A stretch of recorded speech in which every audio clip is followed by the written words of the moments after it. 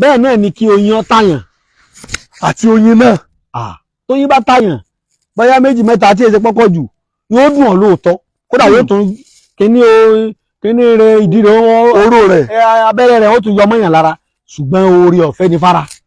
Oore ọ̀fẹ́ ni fara. Tí oyin bá ta ọ́ lójú ọ̀hún àná tóyin bá ta ọ́ tó bá dijọ́ kejọ́ kẹta eegun yìí ó lè wá dáadáa.